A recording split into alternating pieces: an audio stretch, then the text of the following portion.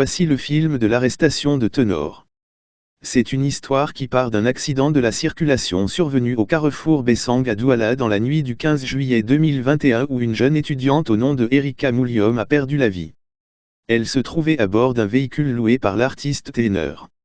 Lui-même était au volant en état d'ébriété. Après ce malheureux événement, l'artiste sera conduit à l'hôpital Lakintini de Douala où il a passé 2 semaines.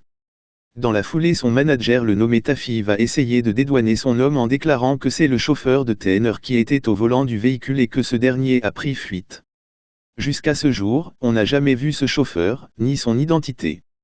Prenant les Camerounais pour des cons, Tafi affirmera que la jeune Erika était une fan de Eban Flamme et qu'il a décidé de la raccompagner après un concert.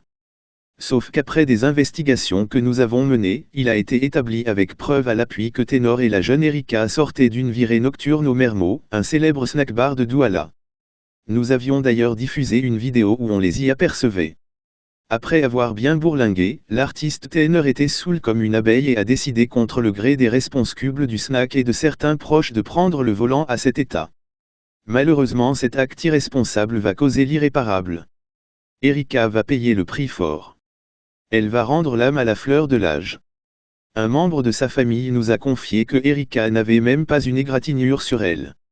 La même source ira plus loin en me confiant que jusqu'ici ni Tenor, ni son manager, ni sa famille, personne ne les a envoyés ne serait-ce qu'un message de réconfort. Erika sera mise sous terre samedi. Sa levée de corps a eu lieu vendredi, 30 juillet à Fouamban. Revenons sur l'arrestation. Vous vous souviendrez certainement, il y a quelques jours nous vous annoncions que des informations concordantes ont fait état de ce que Tenor aurait essayé de fuir de l'hôpital Lakintini avec la complicité d'un tiers. Les mêmes sources nous ont révélé qu'il aurait été interpellé au niveau de la Dibamba puis ramené à l'hôpital Lakintini où il était sous surveillance. Au courant de cette semaine, la famille de Erika Mouliom, à travers un collectif d'avocats constitué de Camerounais et d'un avocat belge, a déposé une plainte contre Tenor pour homicide involontaire et conduite en état d'ivresse. C'est ainsi que ce vendredi, les forces de l'ordre sont allées l'extraire de l'hôpital Lakintini pour l'amener dans la cellule du parquet du tribunal de première instance de Bonanjo à Douala. Quelques heures après, le procureur lui a servi un mandat de détention provisoire d'une durée de 6 mois renouvelable pour la prison de New Bell à Douala.